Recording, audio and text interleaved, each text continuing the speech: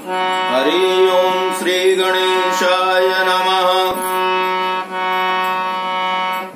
वंशी बजाए गयो श्याम। उद्धव से ही शिकायत करती हैं गोपियां कि उस बांके बिहारी ने हमारे साथ कितना बड़ा छल किया कि वंशी बजाए गयो श्याम, मुझसे नैना मिलाई के। वंशी बजाए गयो श्याम, मुझसे नैना मिलाई के। नैना मिलाए के मुझसे नैना मिलाए के। नैना मिलाए के मुझसे नैना मिलाए के। वंशी बजाए गयो श्याम, मुझसे नैना मिलाई के। मथुरा से वृंदावन आयो, मथुरा से वृंदावन आयो। निर्दयी छलिया हमें सतायो, निर्दयी छलिया हमें सतायो।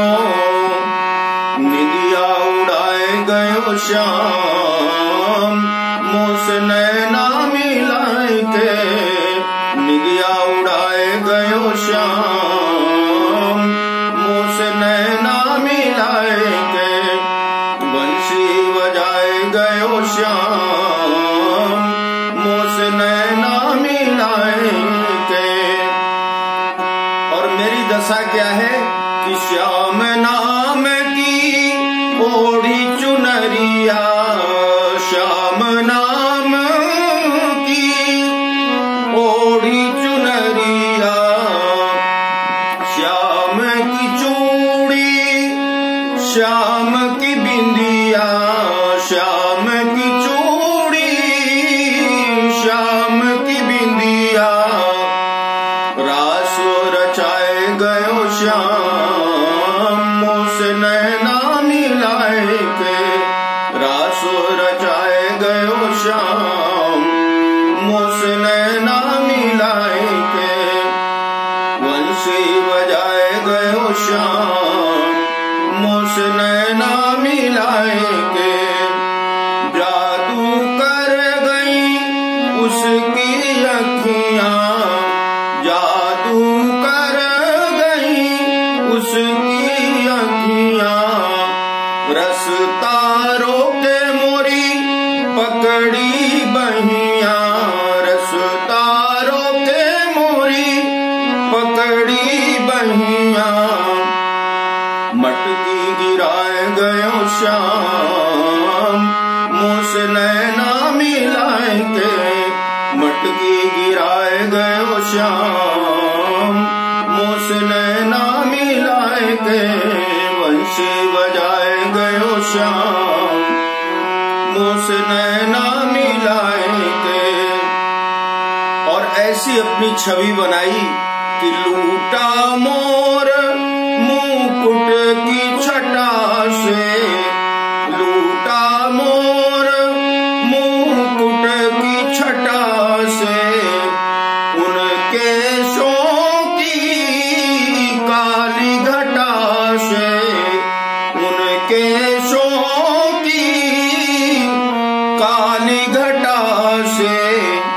तीर चलाए गयो श्याम, मुझसे नैना मिलाए के। तीर चलाए गयो श्याम, मुझसे नैना मिलाए के।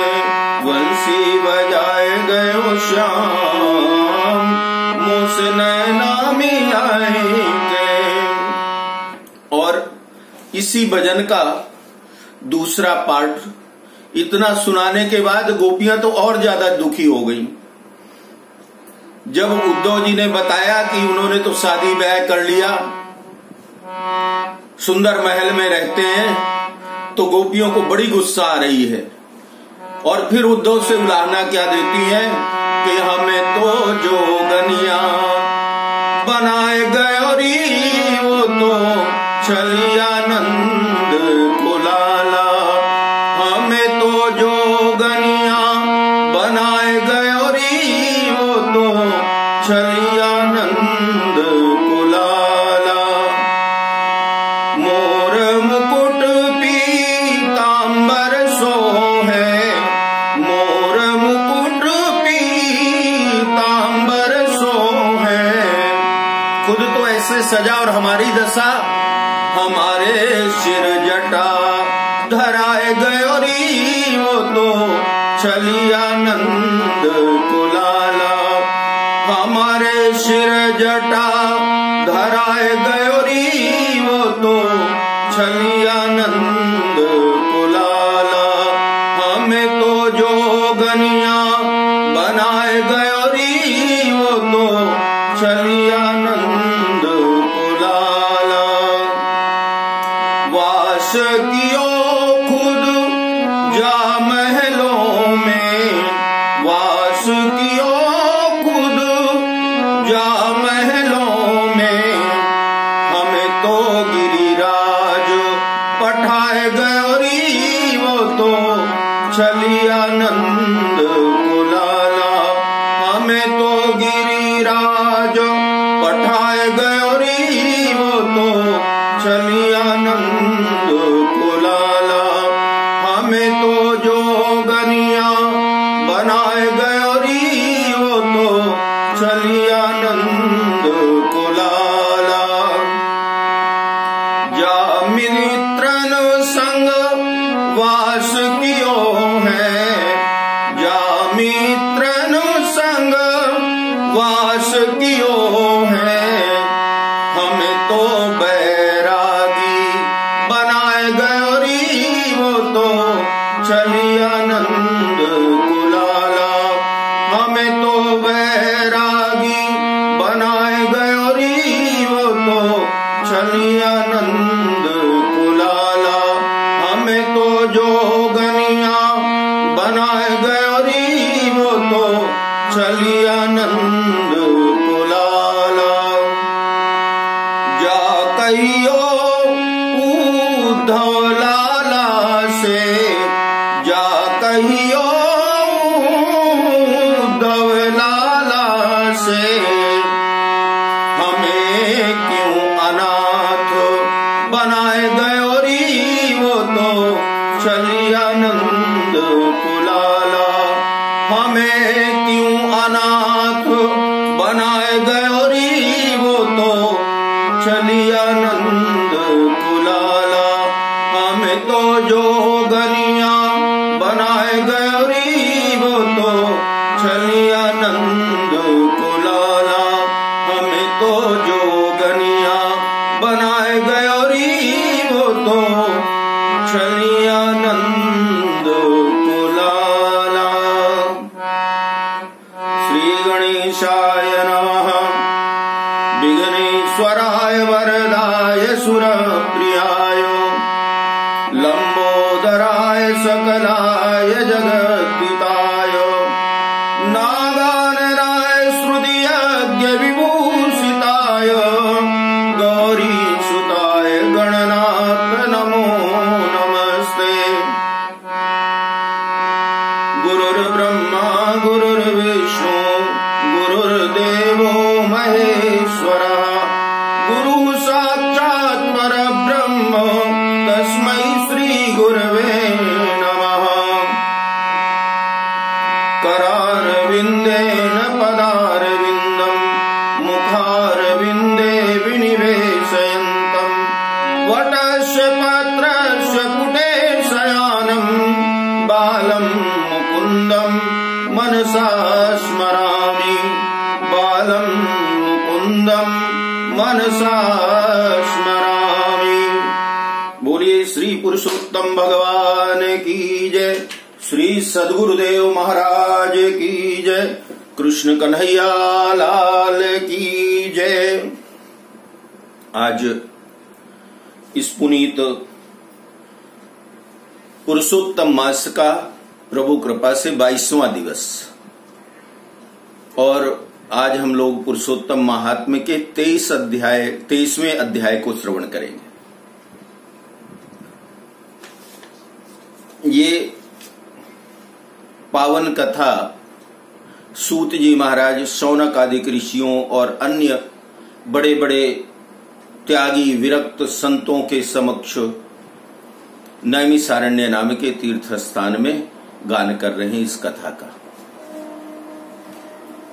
कल हमने 2-3 अध्यायों में पुरुषोत्तम मास के महात्म्य को श्रवण किया कि कैसे पुरुषोत्तम महात्म्य महीने में हम लोग व्रत करें, नियम का पालन करें। और कल भक्तों की कुछ हमारी संगत की शंका भी थी कि जब आधे से ज्यादा बीत गया तब ये क्यों बीच में बता रहे हो। अब ये सूत जी को सोचना चाहिए, उनको पहले शुरू में बताना चाहिए, बीच में बताना ही नहीं चाहिए था। तो उन्होंने बीच में इसलिए बताया है कि ठाकुर जी की सेवा 12 महीने भगवान का ही तो दिन है, भगवान का ही महीना है।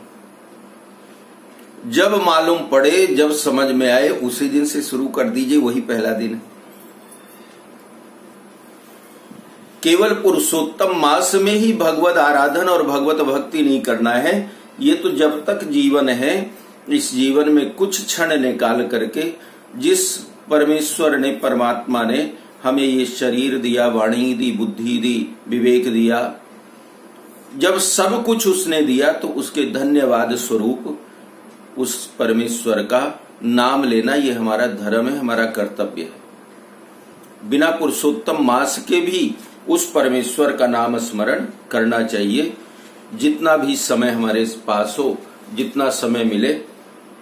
गृहस्थ कर्म प्रथम गृहस्थियों के लिए तो अपने गृह कार्य का त्याग करके भगवत भक्ति नहीं करना, ये कहीं नहीं लिखा है। अर्जुन को भगवान यही तो ज्ञान देते हैं कि अर्जुन, कर्म योग ही उत्तम योग है, लेकिन कर्म योग करते हुए बिना किसी फल की कामना के जब वो कर्म किया जाए तो कर्म योग होता है। तो हमें भी भगवत आराधन बिना किसी कामना के जितना समय मिले, जब समय मिले, तो प्रभु का नाम जरूर लेना चाहिए। आज 23वें अध्याय में सूत जी महाराज संतों के समक्ष भगवान के सुंदर चरित्र का गान करते हुए कहते हैं कि हे शौनकादिक ऋषियों, राजा दृढ़धन्वा ने वाल्मीकि मुनि को प्रणाम करके और उनसे पूछा है कि हे मुनि श्रेष्ठ, पुरुषोत्तम मास में मैंने सुना है कि दीपदान, दीपक का दान करना चाहिए। इसका क्या फल होता है, कृपा करके बताइए। वाल्मीकि मुनि कहते हैं कि हे राजन, जिस पाप नाशिनी कथा को श्रवण करने से, सुनने से 5 प्रकार के पाप दूर हो जाते हैं, उस कथा को तुम श्रवण करो। पुरुषोत्तम मास की ये कथा जो हम श्रवण करने जा रहे हैं, तो ऐसा कहा जाता है कि हमारा शरीर जो है 5 तत्वों से बना हुआ है। इन 5 तत्वों के अंदर जितने भी विकार हैं, सारे विकार इस कथा को श्रवण करने मात्र से नष्ट हो जाते हैं। 5 प्रकार के पापों को दूर कर देती है भगवान की ये दिव्य कथा। वाल्मीकि जी कहते हैं कि हे राजन, एक नगर था, नगर का नाम था सौभाग्य नगर। सौभाग्य नगर में सत्यवक्ता, बुद्धिमान, पराक्रमी एक राजा निवास करते थे। राजा का नाम था चित्रबाहु। वह राजा सहनशील थे, सब धर्मों को जानने वाले, शीलवान, रूपवान, दयालु, ब्राह्मण भक्त, भगवत चरित्र सुनने वाले, अपनी पत्नी से प्रेम करने वाले, पशु, पुत्र, हाथी, घोड़ा, रथ, पैदल, ये सारी सेना उनके पास थी। धन धान्य पर परिपूर्ण था, कोई कमी नहीं थी राजा के पास। युवावस्था थी महाराज की चित्रबाहु की, तो अपनी रानी के साथ राजा चित्रबाहु पृथ्वी पर शासन कर रहे थे और वह श्री कृष्ण के अतिरिक्त और किसी देवी देवता को अपना इष्ट नहीं मानते थे। किसी देवी देवता के पूजन में कोई आमंत्रित कर दे चले जाएं तो भगवान को प्रणाम करते थे, लेकिन वो अपना इष्ट केवल भगवान श्री कृष्ण को ही मानते थे। ये कथा को यहीं से समझना शुरू करिए कि हमारा भी इष्ट एक होना चाहिए। माता पिता, गुरु और इष्ट एक ही होना चाहिए। अगर इनमें हमारे अंदर संशय आ गया, ये माँ हमारी है कि नहीं है, ये बाप हमारा है कि नहीं, ये परमेश्वर हमारा है कि नहीं, ये गुरु हमारा है कि नहीं, तो फिर कभी बेड़ा पार होने वाला नहीं। इष्ट, गुरु, माता पिता, इनके ऊपर आंख बंद करके विश्वास करना चाहिए और इनके प्रति श्रद्धा रखनी चाहिए। एक दिन चित्रबाहु राजा ने देखा कि बड़े ज्ञानी संत जिनका नाम है अगस्त्य मुनि, अगस्त्य मुनि राजा के राजमहल की तरफ पधार रहे हैं। राजा ने उनको दंडवत प्रणाम किया और दंडवत प्रणाम करके विधि पूर्वक उनका पूजन किया और बड़े सुंदर आसन में बिठा करके और हाथ जोड़ करके विनय पूर्वक राजा ने अगस्त्य मुनि से प्रश्न किया है। पूछते हैं कि हे मुनि श्रेष्ठ, मैं कितना सौभाग्यशाली हूं कि आज आप मेरे राजभवन में पधारे। आज मेरा जन्मदिन है, तो मेरे जन्मदिन में आपका आगमन हो जाए, इतनी बड़ी कृपा आपकी और प्रभु के मेरे ऊपर। तो हे महाराज, मेरा जन्मदिन है और उस दिन आप मेरे राज्य में पधारे, मेरा भवन, मेरा राज्य, मेरा जीवन सब सफल हो गया। जो भगवान श्री कृष्ण के भक्त मेरे यहां पधारे। राजा कहते हैं महाराज, तारों की चमक तभी तक है जब तक सूरज नहीं निकलता। जब तक सूर्य उदय नहीं होता तब तक आकाश में तारे चमकते हैं। सूरज निकला कि तारों का दिखना बंद हो गया। इसी प्रकार हे महाराज, ब्राह्मण तभी तक पूजनीय है जब तक वो वैष्णव ब्राह्मण हो। अब यहां पर आप सोचते होंगे कि ब्राह्मण कितनी तरह के? ब्राह्मण वैष्णव ही होते हैं। उन वैष्णवों में संप्रदाय अलग अलग हो सकता है, अलग अलग नाम है। पुष्टिमार्गी है, वल्लभाचार्य संप्रदाय है, रामानुज संप्रदाय है, तो अलग अलग संप्रदाय हो सकते हैं, लेकिन है वैष्णव। वैष्णव का मतलब होता है जो भगवान विष्णु को अपना इष्ट मानते हैं। रूप उनका चाहे जो हो, कोई राम को मानता है, कोई नृसिंह भगवान को मानता है, कोई विष्णु को मानता है, कोई कृष्ण को मानता है, लेकिन वो सब वैष्णव। दूसरा वैष्णव का मतलब ये भी है कि जो अपने गृहस्थ धर्म में सामाजिक परंपराओं का पालन करते हुए निवास करता है, वो भी वैष्णव ही है। इसमें कोई ब्राह्मण, क्षत्रिय, शूद्र और वैश्य का भेद नहीं। वैष्णव वैष्णव। तो वैष्णवों में भी ब्राह्मण हो। ब्राह्मण का मतलब जो ब्रह्म के बताए हुए मार्ग में चले, उसका अनुकरण करे, उसे कहते हैं ब्राह्मण। जन्म से ब्राह्मण हो और कर्म से अगर ब्राह्मण है तो ऐसा ब्राह्मण वो वैष्णव नहीं, वो पूजनीय नहीं।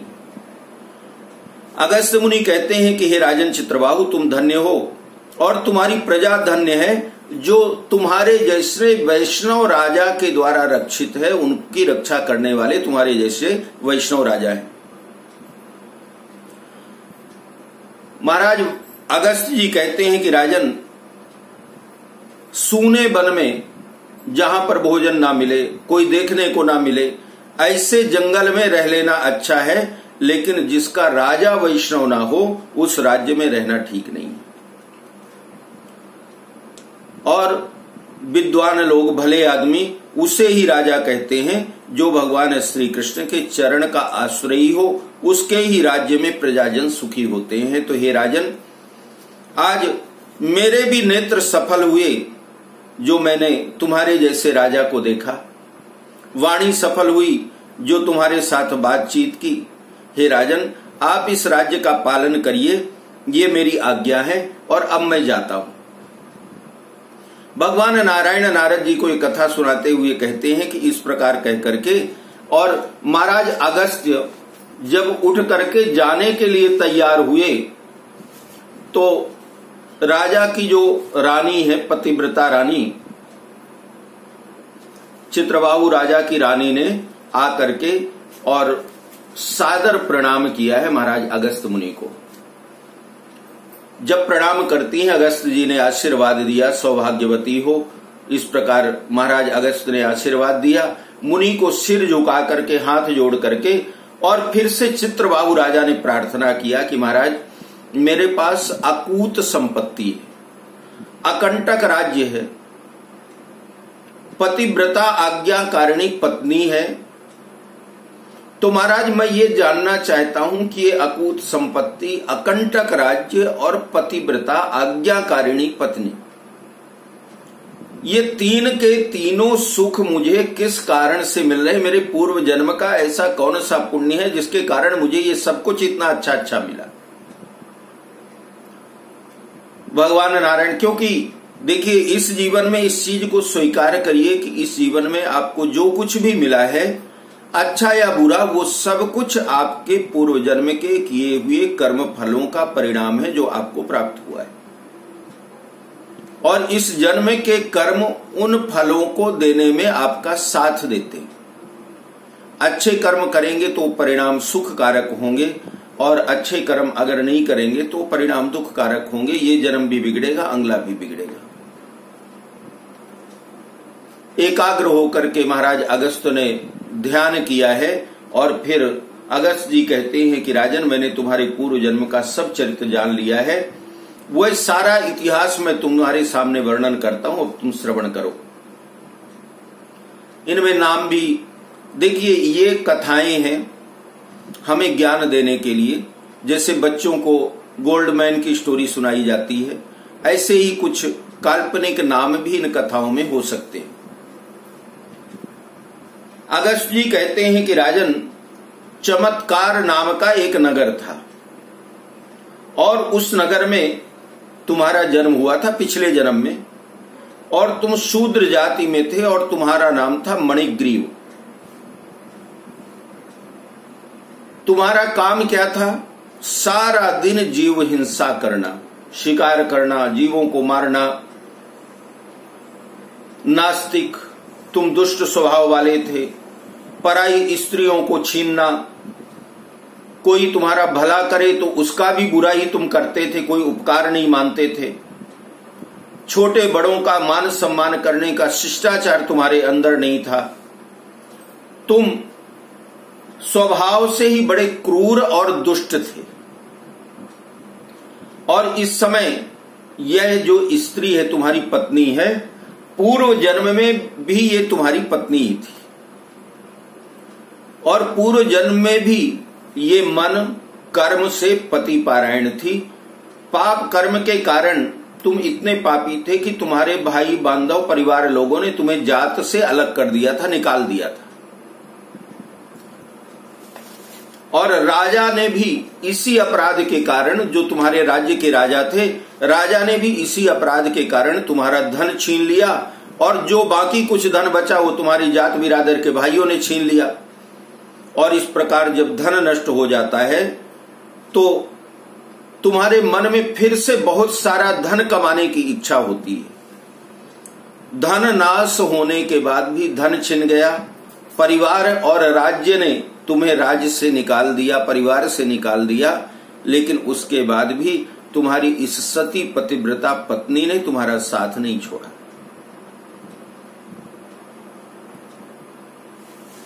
अन्य जनों से तिरस्कृत होने के कारण तुम अपना नगर छोड़ करके और वन में जाकर के रहने लगे, और वन के जीवों को मार करके, उनका मांसाहार करके, और तुम अपना निर्वाह करने लगे। तो हे राजन, उस समय भी पत्नी तुम्हारे साथ ही थी।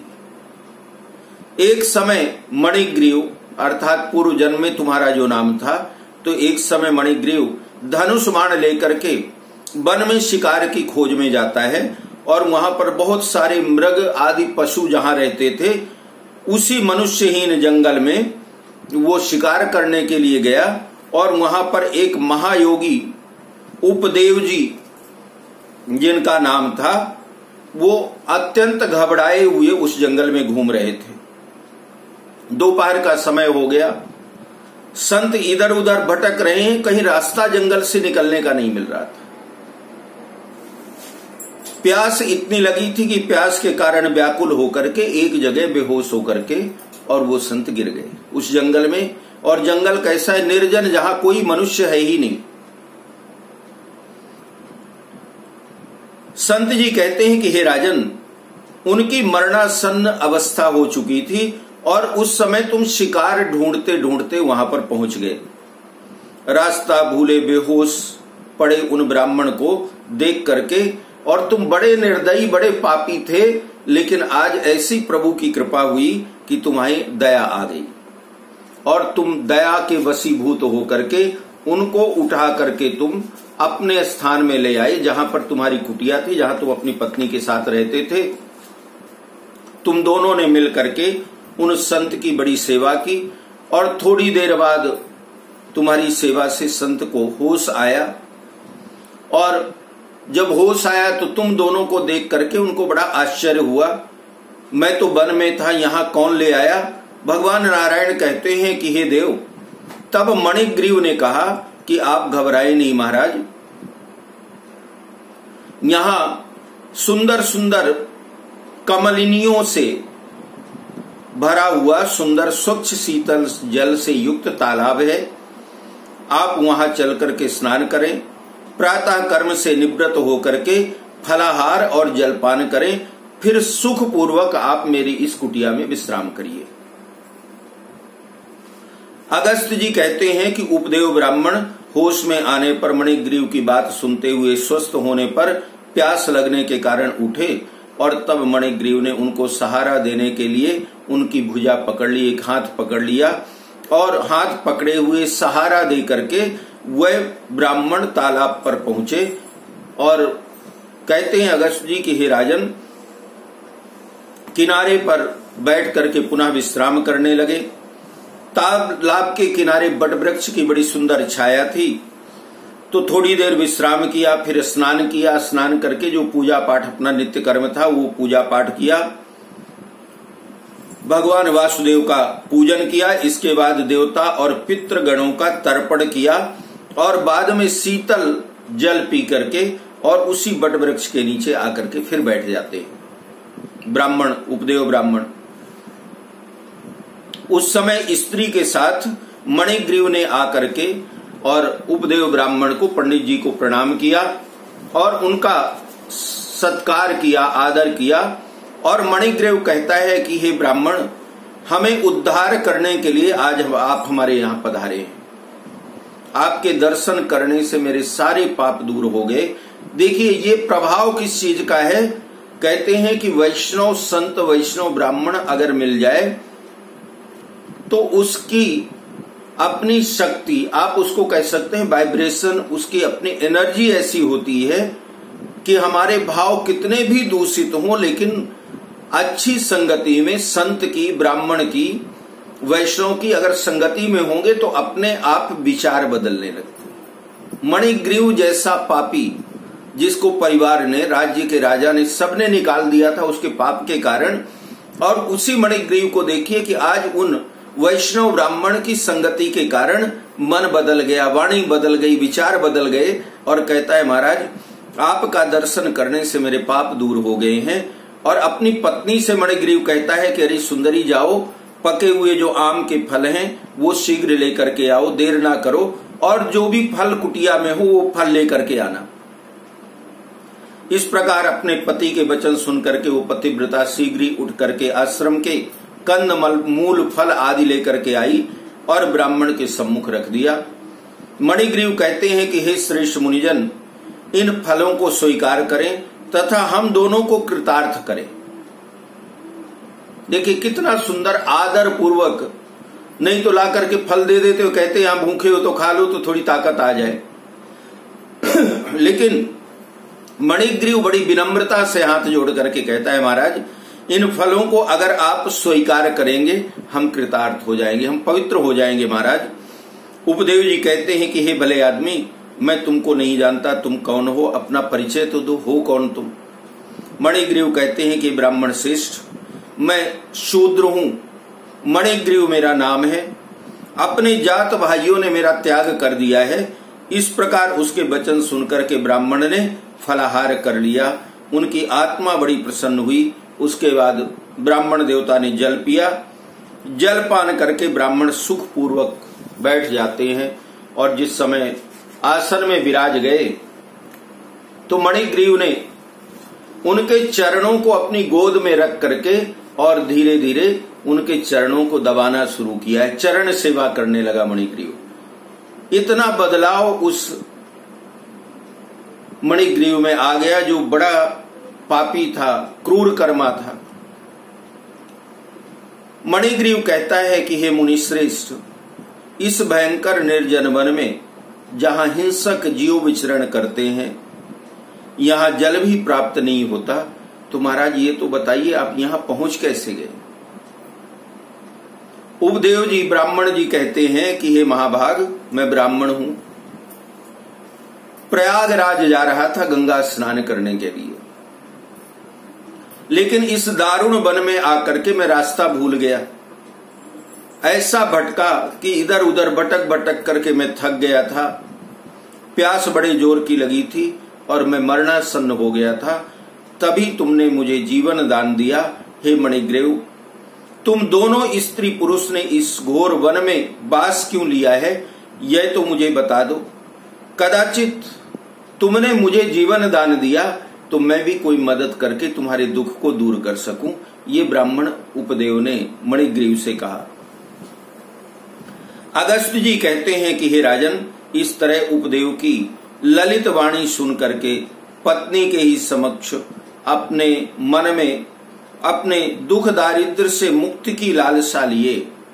देखिए अब यहां पर राजा को कामना आ गई उस मणिग्रीव को। मणिग्रीव मन में विचार करता है कि ये ऐसा लगता है कि कोई पहुंचे हुए संत हैं, तो ये मेरी दरिद्रता, मेरे दुख को जरूर दूर कर देंगे।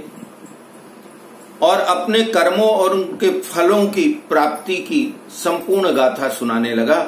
मणिग्रीव ने जो जो पाप किए थे, अपने सारे पाप कर्मों का वर्णन करने लगता है उपदेव ब्राह्मण के समक्ष कि महाराज, मैं बड़ा हिंसक हूं, मैंने बहुत सारे पशुओं का वध किया, जितने दुराचार कहलाते हैं, पाप कर्म कहलाते हैं महाराज, समस्त पाप कर्मों को मैंने किया है।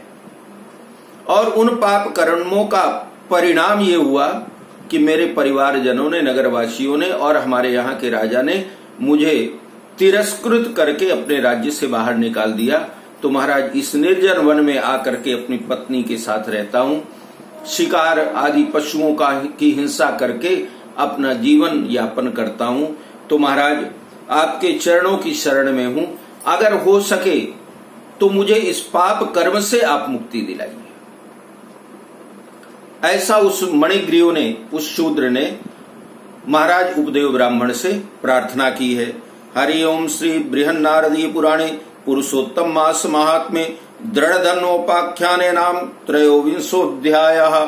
बोलिए श्री पुरुषोत्तम भगवान की जय, श्री कृष्ण कन्हैया लाल की जय। हम लोग आज यहीं पर 23वें अध्याय में पुरुषोत्तम मास के महात्म्य का विश्राम, कल 24वें अध्याय में प्रवेश करेंगे। बोलिए श्री पुरुषोत्तम भगवान की जय।